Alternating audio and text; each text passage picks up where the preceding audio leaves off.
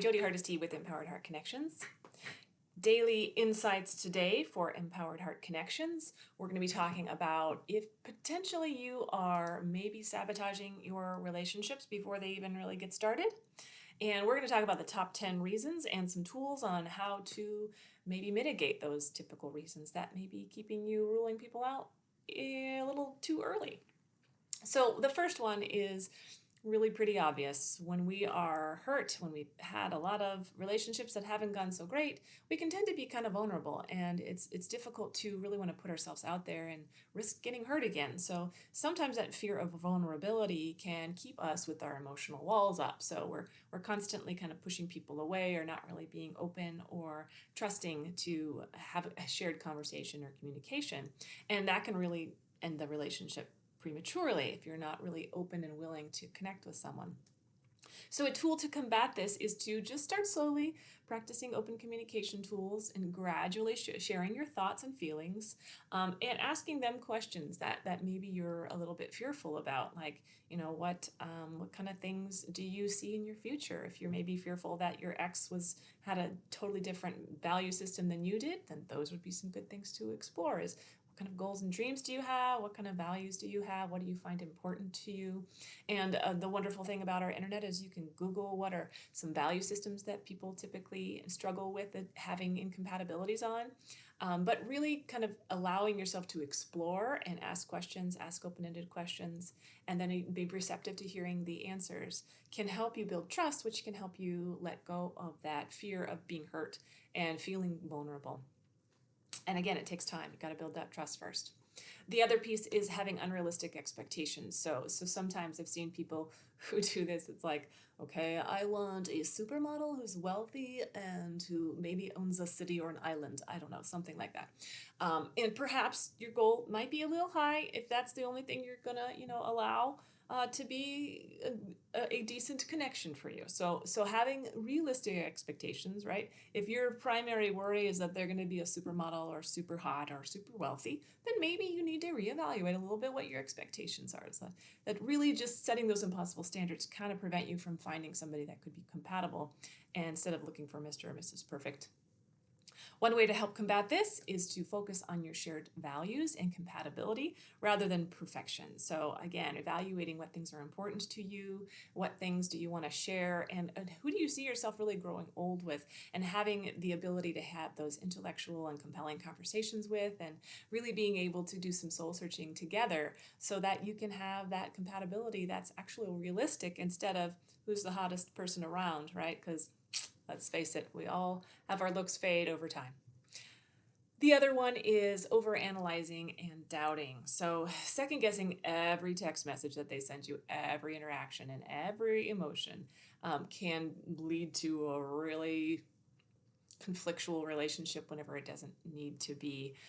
And one way to combat this is to stay present and communicate openly instead of assuming the worst, which is, I think, what most couples really struggle with. Is whenever we're having conflict, is it's usually about something that doesn't even exist. It's something that we have translated out of nowhere and have made some huge issue when it's actually nothing.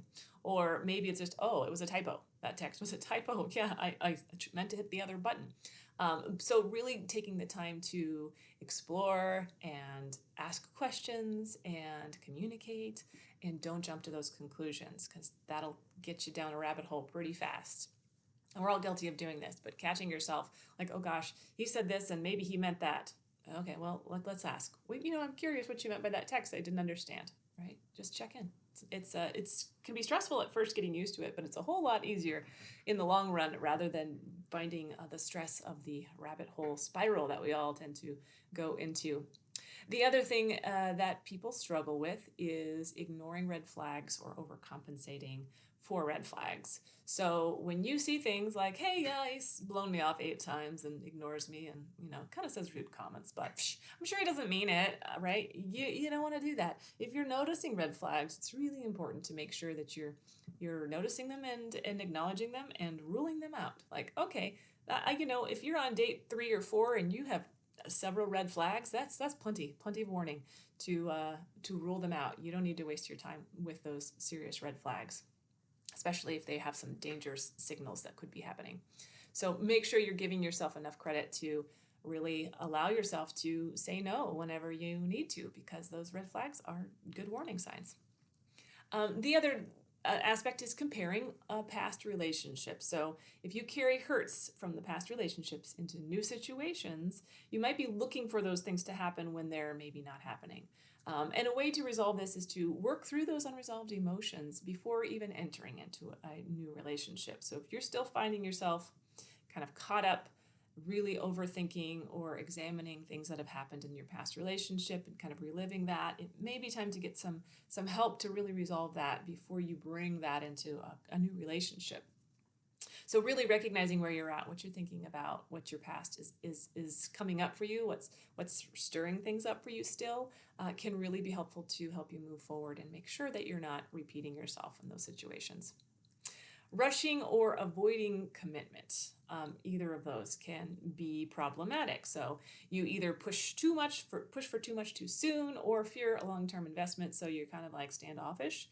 So maybe you're like, hey, what's your name? Okay, great, let's get married, right? A little fast. You want to slow things down and really make sure that you know each other before you're really going to that commitment level, right? So making sure you're aware that, hey, is this person really a compatible partner, or am I just really lonely and want a commitment now? So just taking an assessment of what that looks like, and really making sure that you are allowing yourself to get to know yourself before you are in a relationship. Because sometimes whenever we're rushing into a relationship, we're kind of trying to fill that void that we feel, that loneliness void. And it takes some soul searching to really figure out, what does it feel like for me to feel good alone, so that you're not so eager to get into a relationship that you're brushing off every red flag and just jumping in head first. And then the other part is, if you're so scared that you're going to get hurt, that you're avoiding commitment, that you're kind of dodging maybe phone calls and you're not really connecting with them, even if they are a compatible match, that might be something to look at as well, is what is it that you're ready for? And if you're not really ready for a commitment, what are you looking for? And to be clear with your dates. If, hey, you know what, I'm not looking for a commitment, but I'm just dating. I'm just kind of getting to know, people, and I'm just enjoying the dating process. So being clear about what you want can be helpful to minimize conflict around that as well. But really checking in and making sure you're ready to move forward if you are really looking for a serious commitment. Poor communication patterns are some other things that happen whenever we are struggling to maybe find a connection with somebody else. Is if you shut down and completely avoid interaction if you feel like you've been offended, or something's going on that you don't know how to deal with, or you become passive aggressive and say kind of snarky comments that are hurtful rather than being direct about things, or you struggle just in general to express your needs.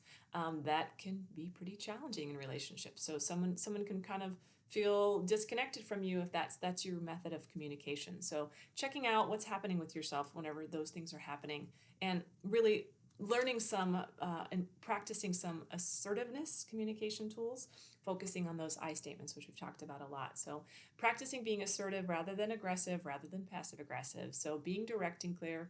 Hey, I'm really bummed out that you showed up late to that date. Can you tell me what's happening? Is different than, well, gosh, I can't believe you always show up late to dates all the time. You obviously don't care about me, right? So those are big differences in communication styles. One's passive aggressive, one's more assertive. And again, then you can get the clarification that you're looking for instead of just alienating someone right from the get-go. And again, you're not going to be perfect. I mean, we all have our moments, but recognizing whenever you do have a moment to go, hey, sorry, I said that a little passive aggressively. Here's what I meant to say. And then lack of emotional regulation. So you react maybe really impulsively to stress or disappointment or conflict.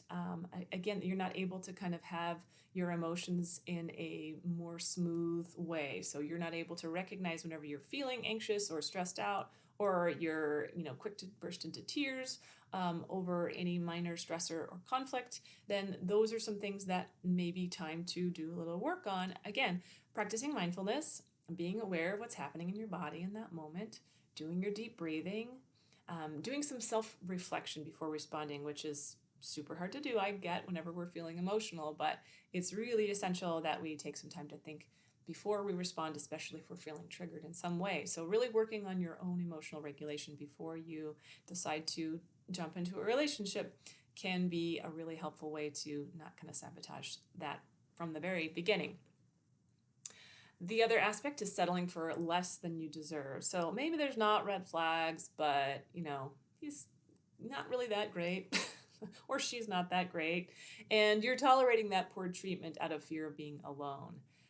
So these can be some good clues that maybe there's some self-worth stuff that needs recognized. That can be part of the solution here is how do you build some self-worth? What are some things you can do that would make yourself feel better? And how would you recognize that being alone is better than being in a relationship with someone who's toxic or really isn't a match for you or really just doesn't bring things to the table for you that would make your life more enhanced? So really recognizing that what you really do deserve and what that looks like. And if you're settling for less, to make some assessment about what is it that I'm settling for and why is it that I'm settling for less? What is it about my own needs that I need to recognize so that I stop doing that? Because you deserve good things. And last but not least, not prioritizing self-growth. I cannot emphasize this one enough. If you solely rely on your relationship for happiness instead of cultivating your own well-being, the relationship will likely fail or at the very least be very dysfunctional. Because we got to find a way to make ourselves happy within our own selves, by ourselves, before we can fully bring to a relationship a compatible partner, right? Because we want to be a compatible partner ourselves so we can enhance a relationship and not try to fill that void in our hearts with another human being, which never works well. So the tool for this one is to focus on your personal development, focus on your hobbies, focus on your own emotional fulfillment outside of a relationship so that when you do want to have that connection with somebody else, that you are, again, a solid full person. Because, again, two half people coming together does not make a whole person. It just makes a dysfunctional relationship. So we have to make sure that we are doing our work to be as fulfilled and as content as we can on our own. And again, we're not going to be perfect, but we're going to have some more to bring to the table, and we're going to draw more people who are compatible if we're really willing to do the work ourselves to find out who we really are, what we really want, what makes us happy, and how we can find fulfillment on our own. Thank you so much for watching. Please like, subscribe, and share if this has been helpful. And again, I love it if you make some comments. I'd love to see what maybe your journey has been with trying to find your own self-fulfillment and maybe some things you've noticed that you've learned over the years that have helped you to have some successful dating and relationship experiences. Thank you so much for watching.